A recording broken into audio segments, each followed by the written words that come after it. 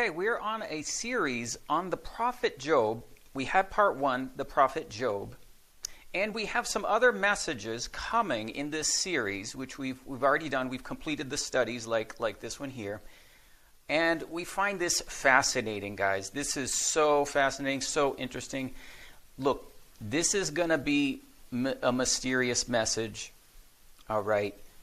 I'm going to try and work through it. There's going to be some mysteries in here and things that we have already done in-depth studies through the course of the years.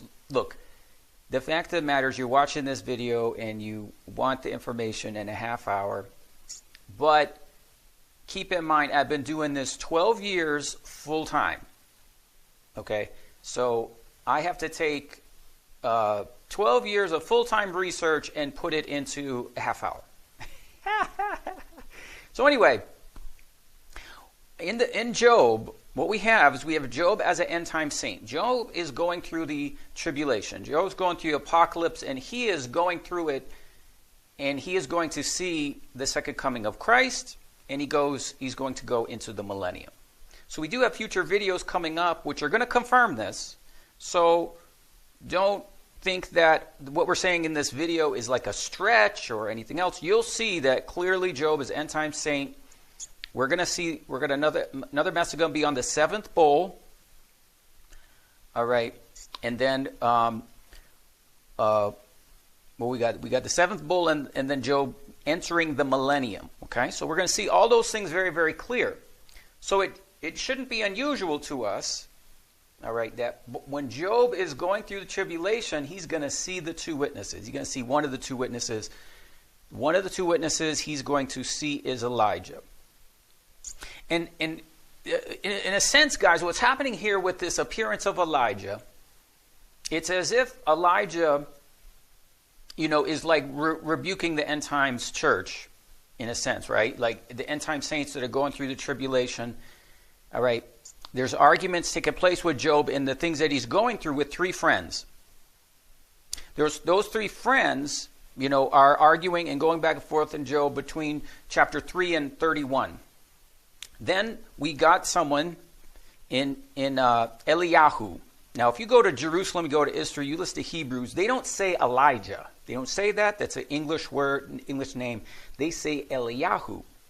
And Eliyahu is exactly the name of the person that begins to appear to Job in chapter 32 and continues into chapter 37. So we have 5 chapters of this figure. Now, the three friends that are arguing with Job, all those other chapters, they are rebuked by the Most High at the end of Job 42. Okay? In fact, Job has to offer sacrifices for them. However, Eliyahu, he is not rebuked along with the three friends. So what we're suggesting is that the prophet Job has an appearance of Elijah. Okay? That 5 chapters there, and those right after those 5 chapters, Yahweh appears to Job in a cloud, just like the Son of Man is going to appear in the clouds. Same thing. As soon as Elijah's testimony is finished, we get Yahweh appearing to Job, and then Job enters the millennium. This is fascinating, guys. This is in here. This is coded, and so it's coded in. There's mysterious things. Well, they're not really mysterious, but for many of you, you don't know them, and so they will be. But we have been covering these things, and we're very, very excited because the testimony of Elijah is confirming many of the things that the Spirit has led us to. So what we're going to suggest is that there is a council that takes place in the end of days with Christ and the two witnesses, and in a discussion of the end times second Exodus, along with other mysteries of the apocalypse. Okay, so as a gathering, it's a recreation of the events of Christ when he was transfigured on Mount Hermon. You can see our title, Elijah in Job. In this section, we're talking about Elijah and Moses appearing to Christ, where they appear on a high mountain in Caesarea Philippi. Okay, we believe that's Mount Hermon, all right. And on that mountain, that's where Christ, he appeared and he had a council with Moses and Elijah. And we believe that something like this is to happen and repeat itself in the end of days when Moses and Elijah will continue their ministry that they didn't finish when they were on the earth. Okay? So, that we have an appearance of Elijah or Eliyahu. Okay, get used to the name Eliyahu. We're going to say the Hebrew pronunciation quite a bit here. And that, when we say that, we're saying the same thing as Elijah. And so he is in chapters 32 through 37. And what we hope to accomplish in this piece is, along with recent events, okay, these are things that are happening now. So when the IDF went into Syria, on the Syrian side of Mount Hermon, they took the mountain. Okay, when they take the mountain, we showed you in previous video, this is relating to the promised land. All right, so in Job 32, we have a figure, Elihu, it says in the King James, we're going to say Eliyahu, whom the Most High does not rebuke like the three other friends, indicating his words were acceptable. Now, the English translations of his name, Elihu, but a closer look reveals that in Hebrew, it is spelled exactly the same as Elijah. The Strong's Concordance has Elihu as Eliyahu, which you see right here. Okay, so this Eliyahu, which we see right here, I'm going to highlight that. I'm going to put that in yellow for you. All right, that's what it says in Job 32 too. But if you look at the Hebrew letters there, you can see, or excuse me, I should highlight this one. I'll highlight this one. Okay, the in the Hebrew, not in the English, excuse me. See, we get an Aleph, Lamed, Yod, Hey, Vav. Okay? You see that? It is in fact the same spelling as Elijah, which you see exactly here. So what I've done is I've copied and pasted the Hebrew spelling of the exact Hebrew letters that are used in Job 32 and in 1 Kings 17. And when we look at them, you can see that they, in Hebrew, are spelled identically the same. Okay? So, this is one of the indications for us that what we have is we have the same person. So that when we're here and we're looking at this text, we're suggesting this is in fact Elijah. So each are separated by centuries of time, as we talked about before, but it's significant that both are pronounced the same in Hebrew, Eliyahu. Okay, so in Hebrew, if we were to say Eliyahu is the same, and we could see that the Hebrew letters are identical.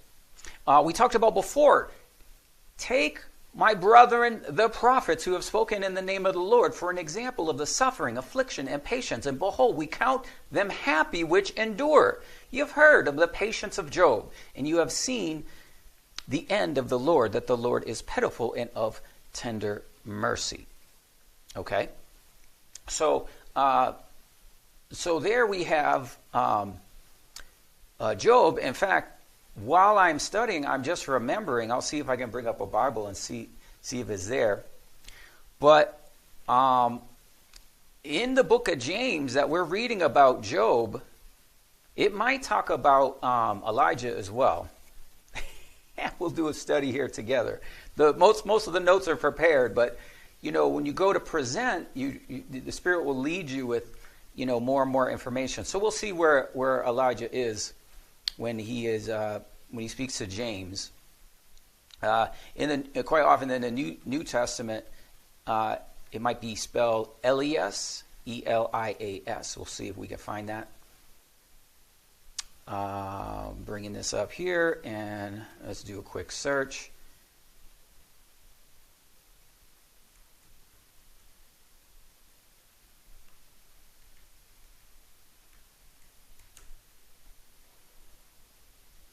Okay, see, that's the New Testament spelling, and we're seeing that many times, of course, in the Gospels. And then we get James. Yeah, look at that. See? I didn't remember exactly where it was. I knew it was in the book of James. So in the same chapter that James is talking about Job, he talks about Elijah. Wow, guys. We're going to add this to the notes. He prayed. Okay, so when he prayed, he's talking about when he prayed earnestly on the earth, and he had his testimony for 3.5 years. Okay, so bang. Look at that. We have James chapter 5, verse 10, talking about Job, and then we have James chapter 5 and verse 17, and he is talking about Elijah. So Elias is Elijah. It's just the Greek transliteration of Elijah. All right. So again, this is confirmation to us that even James has, maybe even through the revelation of the Spirit, identified that this is happening in the book of Job. If we look at Job as the prophet, we can see that Job has Elijah visit him. Fascinating.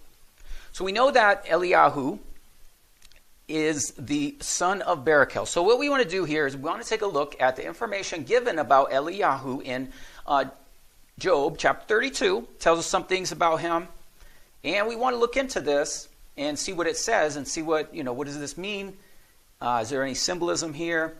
And he is the son of Barachel, the Buzite of the kin of Ram, of the place of Ausis. This is what I'm going to say in the ABP.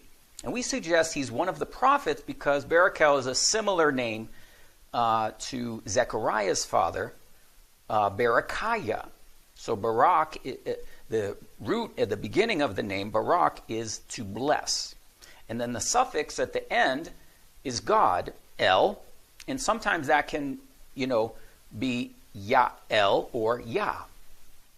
And so Barakyah, okay, that's the father of Zechariah. Barachel is the father of Eliyahu. Okay, so that gives us an indication that maybe this person is one of the prophets. And so it says he is of the kin of Ram. All right, Ram, and Ram could mean a region or a place. Aram, you've heard Aramaic, Aram. Well, that's a place that's in Syria. Okay, so this could be giving us indications of where he's from, and he's the Buzite. And what's interesting there is Buzite is Ezekiel's father. The prophet Ezekiel is also the Buzite. So the word of Yahweh expressed to Ezekiel the priest, the son of Buzi. Okay, so that's the same as Eliyahu. So what this information is telling us is that this person, this Eliyahu, that's here, is a prophet. All right. Now he's also from the land of Uz, and we talked about in the previous video, Job is from the land of Uz, and we talked about how it was Huran. It was the area, so you get Damascus here, and then there was the area south of Damascus, Huran, which you see here. And this is important to us because if this is right, we don't know if this is right 100%, but what it's giving us an indication is that the place that Eliyahu is in the book of Job is very close to where Elijah the prophet is in 1 Kings chapter 17. Okay, so if we look at our map here, you can see Huran is here and Gilead is here, right next to each other. Where's Elijah from? He's Elijah, the Tishbite, who is of the inhabitants of Gilead. So again, we got these two figures. We got Eliyahu in the book of Job, and we got Elijah the prophet. We believe they're the same person, and we believe that they're even from a very, very close proximity of the same places when we research where they're from. But either way, the indication when we get the information to Eliyahu is he is one of the prophets. Okay. In this case, he is Elijah making statements, making an appearance to Job before Yahweh. The voice of the wilderness crying, he comes to prepare the way of the Lord, okay? So we encourage you to read the whole chapters, okay, because we do believe Elijah is appearing as a rebuke to the end times church. He is rebuking Job as an end time saint, okay? And the Most High does not rebuke him like he did the other three friends, so it's very interesting. And we have Mount Transfiguration, when Christ appeared, he appeared and he was in council with Moses and Elijah. And so they were talking about the Exodus. Okay, the Exodus. Now what we believe is there's a second Exodus. So when Christ was revealed on the Holy Mount, we believe is Mount Hermon, per our last study, there appeared with him two men, Moses and Elijah, appeared with them in glory. And they spake of his decease, or if we look in the Greek, Exodus. Christ's Exodus of his first coming, in which he shall accomplish in Jerusalem. Now what we believe is that there's another meeting in the end of days, a similar thing in glory, and when there's a second Exodus, okay, there's another Exodus, there's another gathering the people, and Christ is going to appear in Jerusalem again. And so Moses and Elijah appear with him in a council, all right, and they discuss, okay, the end times Exodus and the gathering of the 144,000. And the gathering of the land. So they appear in the land, the promised land, on Mount Hermon. All right. And so we believe it may be like Moses is over and responsible for the tribe of Levi. He's the Levite, and Judah, which is Jerusalem, and Eliyahu, or Elijah. Elijah didn't go and minister in Jerusalem. He was in Samaria. He was in the 10 tribes. So that Elijah's the 10 tribes, gathering at 10 tribes. Moses gathering tribes of Levi and Judah. Okay. And when we see Eliyahu speak 7 thunders, and we can see is the land or the possession. Okay, the land of possession. So Yahweh performs his judgment in the earth for his land. And more specifically, the covenant with Abraham. Okay? And Job 37 verse 13, that they may do whatsoever he commands them upon the face of the world of the earth, he causes it to come, judgments that is, whether for correction, his land, or mercy. So what's happening is judgment's taking place, and it's for the promised land, his land. And thunder comes as a noise, and this is one of the thunders of Revelation, Job 36 verse 33, a noise shows concerning it the cattle or possession in some translations. Therefore, the discussion for the land would be the 10 lost tribes. The tribes of Judah and Levi, they can be in Jerusalem, but not all the land is part of the 10 tribes, as we've shown you. And Mount Hermon is a part of that. Okay, new wine and communion. All right, this is the mystery of new wine. When Christ comes, he says, behold, I will make all things new, and that relates to the new wine. And Eliyahu says, my belly is as if a leather bag of sweet new wine, bubbling and being tied up. All right, and we see the bread, okay, so that his life abhorreth bread, and his soul dainty meat. Thus we have confirmation of the all things new with the new wine or new sweet wine in the new bottles, and we also have the bread. So this is communion. So Eliyahu is talking about communion, and that's also the order of Melchizedek when he appears. And we have dreams and visions. The Lord speaks once a second time. So he will speak once as what? In the word, as the scriptures. And then he'll speak a second time. He will confirm his words with dreams and visions. Sending a dream or a vision, a night meditation. Thus referring to the outpouring of the Spirit in dreams and visions, which serve as confirmation to his word. And if there be an interpreter. If there be a messenger or angel with them, an interpreter, one among 1,000, to show a man his uprightness. Okay, so what we're doing is we are reading these words, okay, that we find that are very interesting in Job when Elijah appears, the resurrected body. These passages imply the resurrection in verse 34. deliver him from going down to the pit. I have found a ransom, kofar in the Hebrew, redemption price, which was paid at the cross. And the resurrection is implied by the marrow-filling bones and his skin as a baby. He shall renew his body as new plaster upon a wall. That's what it says. And he will fill his bones with marrow. Okay, he will make tender his flesh as an infant or a baby. He will restore him to manhood among men. So this here is referring to the resurrection. Okay, so Eliyahu's confirming the resurrection. Okay, there in Job 33. Okay, because remember, we're here in Job 33, and that's all what we're reading, Job 33. So this is all Eliyahu talking. We also know that praise and song are mentioned in the chapters of Eliyahu. And it could be the song, Blessed be the name of the Lord. The blessed be the name of the Lord is what Job says in Job chapter 1, verse 21. The Lord gives and takes away. Blessed be the name of the Lord. So with an utterance of praise, he will recompense that my life and light should praise him. Where is my God, my maker, who gives songs in the night? Okay, so all of these are praise. Okay, and we know that Christ, he sang the Psalms with his disciples on the mount. Okay. Taste. All right.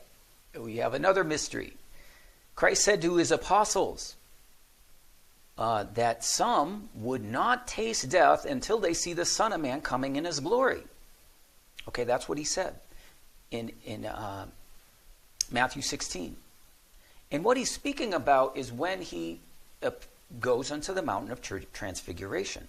Verily I say unto you, there are some standing here which shall not taste death until they see the Son of Man coming in his kingdom.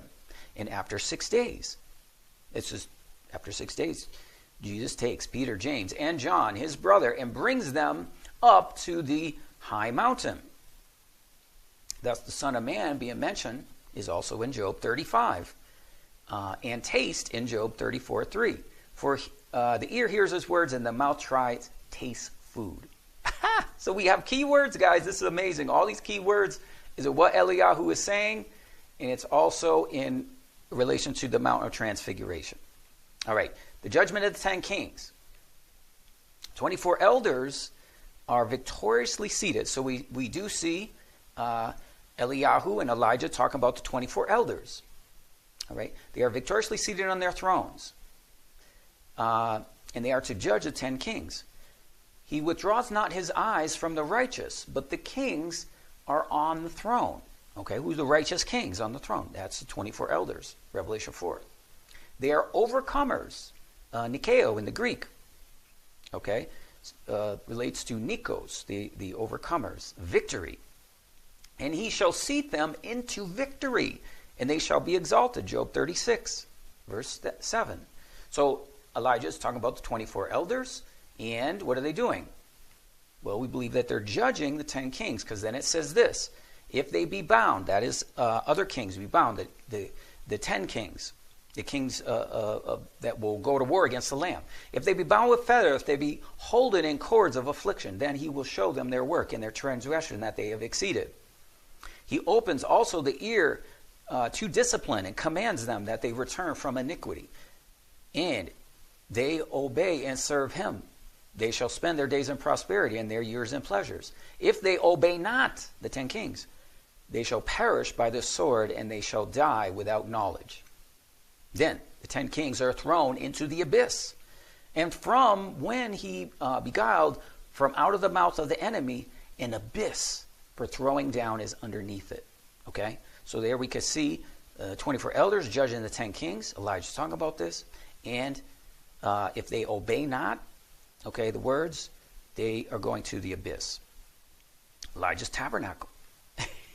What's interesting is that Peter, we know it's Peter's talking about the tabernacle. Lord, we shall make a tabernacle, one for you, one for Moses, one for Elijah. On Mount Hermon, right?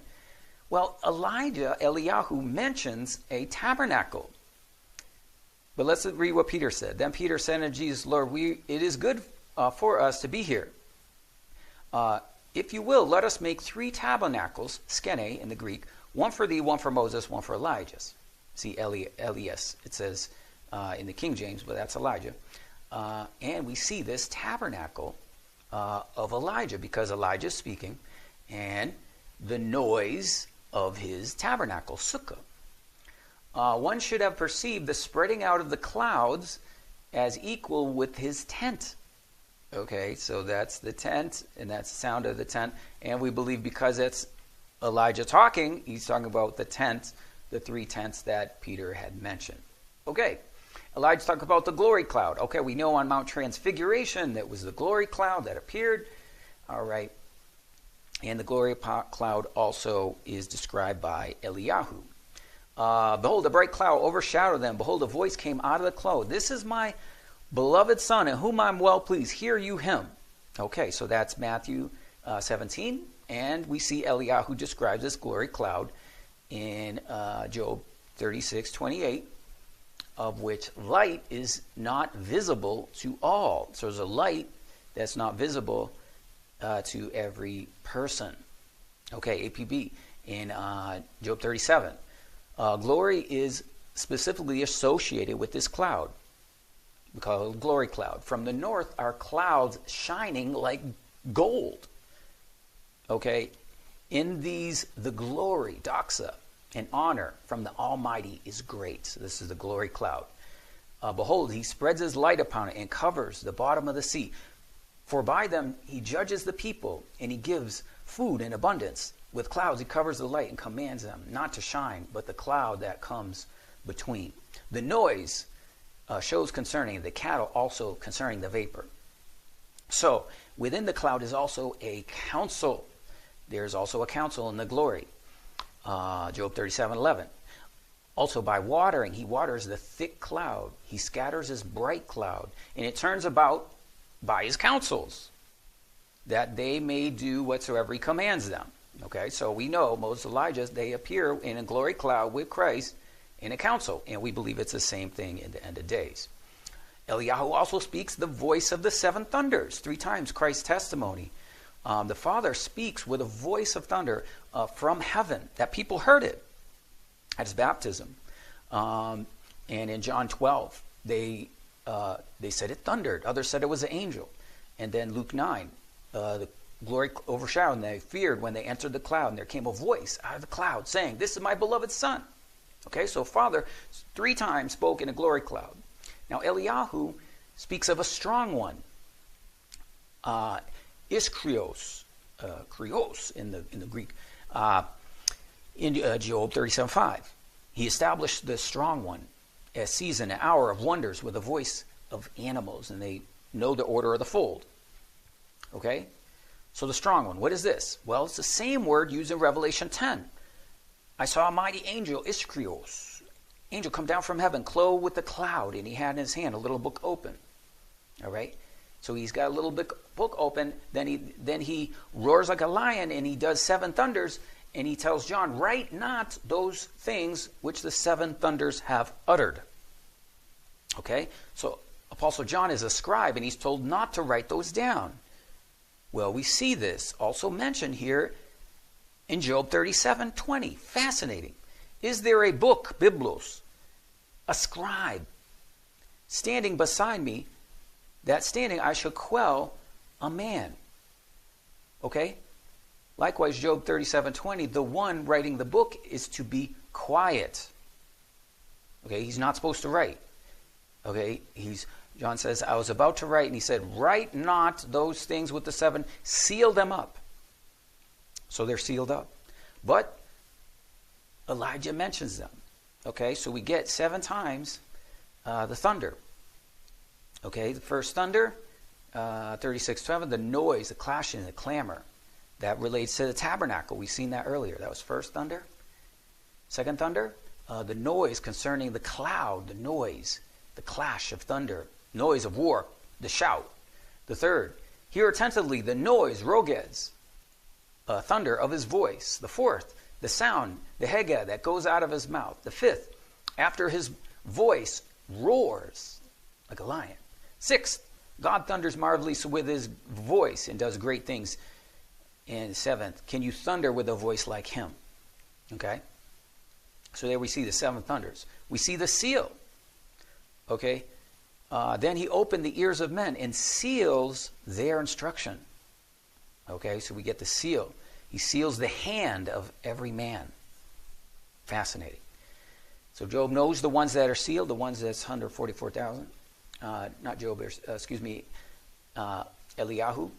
And then Job 31:15. This is just before Elijah appears.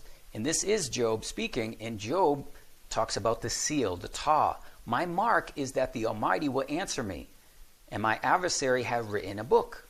Surely I would take it up on my shoulder and bind it as a crown. Okay, so Job is talking about the seal, because taw is a tav and a yod, and that's the same exact word that's used in Ezekiel 9. It's only used 2 places in Scripture, Ezekiel 9 and right here in Job 31. That is the tav. He's getting marked with the olive tav. Okay, and that's the reference of that here. So he's marking of the foreheads, Ezekiel 9, and there's a crown. So, okay, he's getting the taw on the crown. The crown is on his forehead. And that's the signature of the Almighty. Okay, the council. We talked about the council before, but it's radiating in the glory cloud. He scatters a bright cloud and turns about his counsels and causes light to shine, the cloud to shine. And now men see not the bright light which is in the cloud, but the light is not visible to all. It is radiant above the things grown old, and is from him upon the clouds, radiant. Okay? And that's what happened to Christ. He was transfigured before them. He radiated. For out before them, he radiated as the sun. Okay, the mystery of the molten mirror. Okay, now we are in the time. I have other videos on this. I'll have to try and reference them. When I go to post the notes, I'll try to post the links of the videos. The mystery of the molten mirror. The molten mirror. Okay, what's that? Well, we go to 1 Corinthians 13, and 2 Corinthians, Apostle Paul is talking about this. So that there will be a time when that which perfect is come, then that which is in part shall be done away. For we shall see now by a mirror or an enigma, but then face to face. Okay, so what is it talking about? It's talking about like when you can't see God directly, you have to look at like a reflection off something. Like if you look at the water, you can look at the water, and if it's a pond and it's smooth, you can't look at directly what's across from the pond. You know, that's the Most High, but you can look at the reflection of him in the water, and that's how you see. That's the mirror. That's kind of like what he's talking about. So Apostle Paul uses this mirror as describing the day when the Most High is seen face to face, like Moses. This is in 2 Corinthians 3:18. But we all, with an open face, beholding as a glass mirror, there's that glass mirror again, the glory of God, are transfigured, like metamorphosis, into the same image from glory to glory, even as by the Spirit of the Lord. So, we're just mentioning briefly what is the mirror, and Eliyahu, okay, his end times appearance in the apocalypse, he confirms that is when that which is perfect is come. So when Christ's second coming fulfills what Apostle Paul was saying, alluding to the mirror, and he will, when that which is perfect is come. So we have it right here, Job 37:16, the wondrous works of him which is perfect. Okay, there's our key word, perfect, just like we could see Apostle Paul as a molten looking glass. All right, so Eliyahu is confirming this is when he appears, at the time of his appearance, that is when that which perfect is come. Christ come, he can be seen face to face. So again, the result in Job's response. Okay, Job 33:26.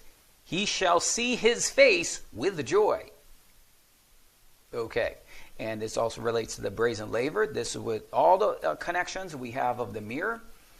Brazen laver, which had mirrors on them, like the sea of glass, okay, when Moses made the laver. And again, the glass, it also held water. And in the glass, same thing. You could see if the water was flat. You could look at the reflection of the water. And you couldn't look at the Most High directly, but now is the time you could be seen face to face. So what have we learned? Okay, we've learned the great mystery in summary, that we can see that we have the unique prophecy of Elijah expressed in the character Eliyahu in the book of Job. We see their prophecy in the Job. We've seen Job already talk about the Antichrist, Behemoth, Gog, Leviathan. And we hope to show you that how Job is in the millennium. That's going to be a future study. And here, Eliyahu confirms this message before the appearance of Christ. So Job 38:1. And after the ending of the speech of Eliyahu, the Lord said through a tempest in a cloud. See that, guys? That's the completion right there. Elijah completed his testimony, completed talking. And then the first thing that happens is the Lord appears in a cloud. So, in the Eliyahu discourse, we have many mysteries revealed, some of which we have discussed in previous studies about the mystery of Christ's second coming.